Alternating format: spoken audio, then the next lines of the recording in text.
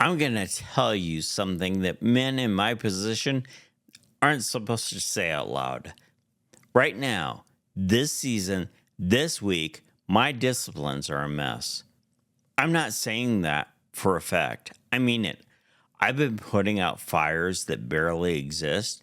I've been stuck deciding what to do next. I've lost hours to YouTube videos I didn't need to watch. I've eaten things I had no business eating. I just did. I've got projects sitting half finished, and I know exactly how they got that way because I'm the one who walked away from the middle of them. And here's the thing, I help men get their lives together. That's my work. I'm good at it. I can see into another man's situation with a clarity I cannot always turn on my own.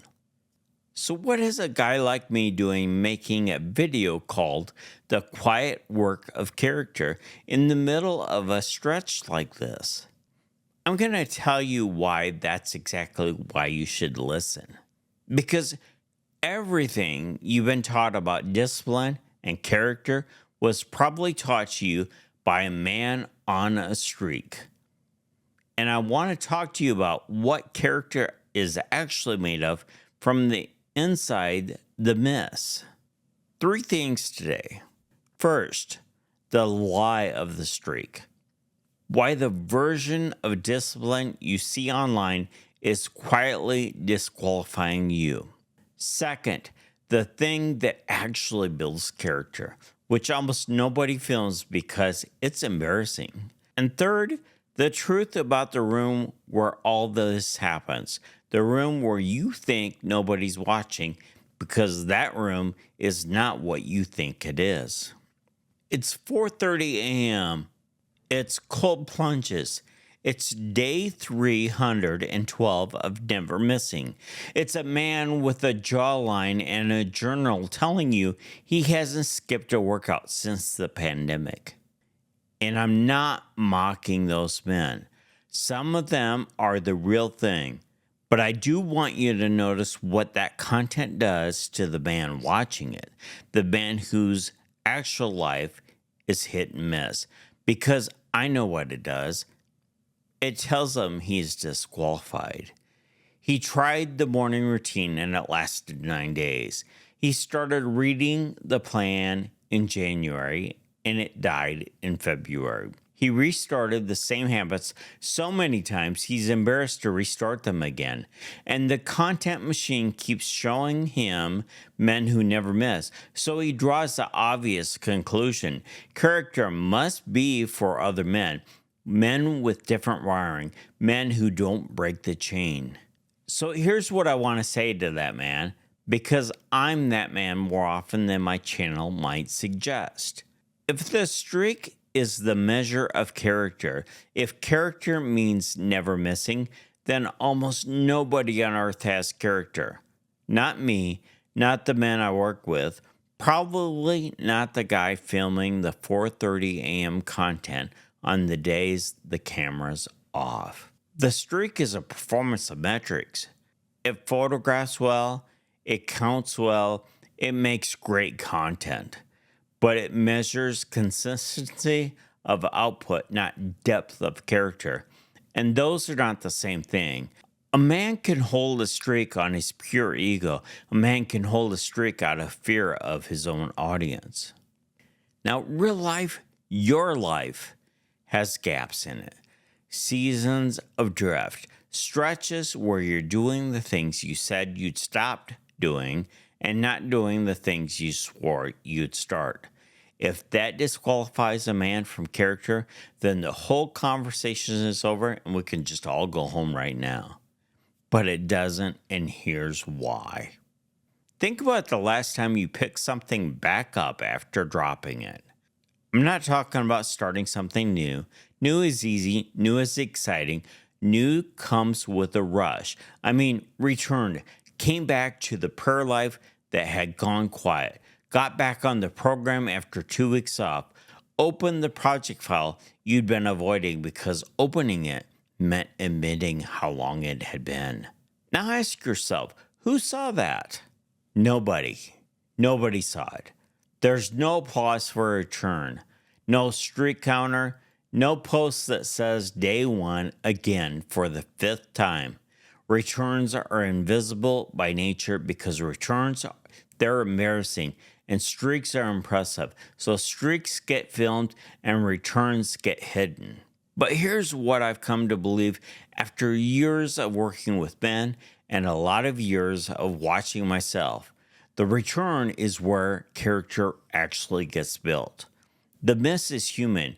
Every man misses. The miss tells you nothing about a man except that he's a man. The return is character. Because the return is the moment with no momentum to ride, no novelty to enjoy, no audience to perform for, and every reason to let it slide one more day. The man who comes back in that moment, quietly, with nobody watching, without announcing it, is doing the heaviest lift in the entire life of a character. Heavier than most anything that happens inside a streak. The streak has momentum on its side because the return is the moment with no momentum to ride, no novelty to enjoy, no audience to perform for, and every reason to let it slide one more day. The man who comes back in that moment, quietly, with nobody watching, without announcing it, is doing the heaviest lift in the entire life of character, heavier than anything that happens inside a streak. The streak has momentum on its side. The return has nothing on its side except the man's decisions.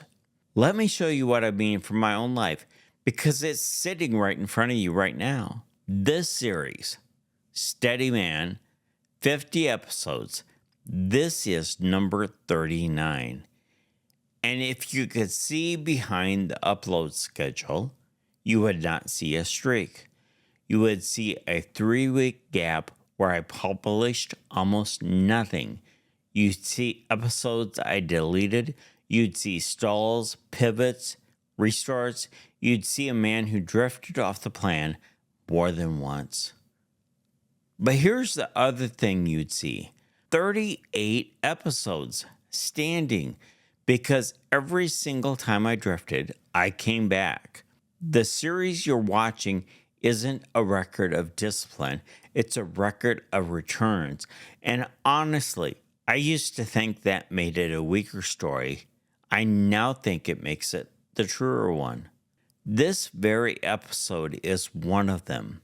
I told you at the top, I'm in a drift right now. Half-finished projects, scattered days, and the quiet work of character today for me was sitting down in this chair and finishing this. Not a new system, not a reorganized plan. One drop thing, pick back up, you're watching a return happen. So if your life has more returns than streaks in it, you're not behind. You might be further along than the man with the perfect chain because you've done the unwitnessed lift more times than he has. Now, I want to take you into the room where all of this happens, the room where you think nobody's watching. Because here's a sentence that's been working on me lately, and I want it to work on you. If I can change what nobody sees, I don't have to worry about what everyone sees. Everything visible in your life is downstream of the hours nobody witnesses. The patience your kids see or don't was built or burned in the private. The steadiness your wife feels or doesn't comes from what you do with your own mind when she's not in the room. The man people meet in public is just the fruit. The unwatched hours, they're the root. And this is why so many men stay stuck. They keep working on the fruit, managing the image, polishing the public man, fixing the visible behavior while the root stays untouched. I know that game better than most. I spent years of my life perfecting it. There was a season where I ran an entire hidden operation out of the unwatched hours, separate hotel on business trips, planned exits, a whole architecture built so the private man and the public man would never meet. Now that's a story for another day. I bring it up for one reason. I know exactly what the darkroom can be used for. I used to take myself apart for years. These days, I'm learning to use the same room to get built, the same darkroom, opposite work. But here's the deepest thing I want to give you today, and it changes the whole title of this episode. For a man of faith, the unwatched room doesn't exist. There is no when no one is watching. There never has been. What we call private is just the room where only God watches, which means the quiet work isn't the least witnessed work of your life.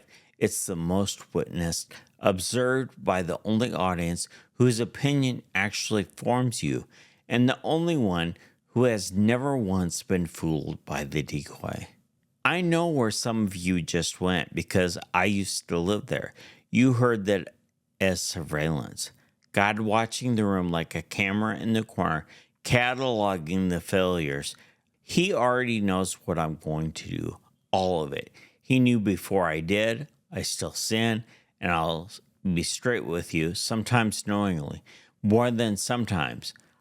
I'm not proud of that, but I'm done pretending it isn't true. What I found is that he is forgiving and accepting as long as I keep my eyes on him. I don't carry the guilt the way I used to. The watching isn't surveillance, it's presence. I'm not performing for an inspector in that room. I'm working alongside a father who already knows how the day goes and stays anyways. Then there is a man in Scripture who lived exactly this tension and wrote it down while he was still inside it, not after he fixed it, from the middle of it. Romans chapter 7. Let me read you what Paul actually says about himself. For I do not understand my own actions, for I do not do what I want, but I do the very thing I hate.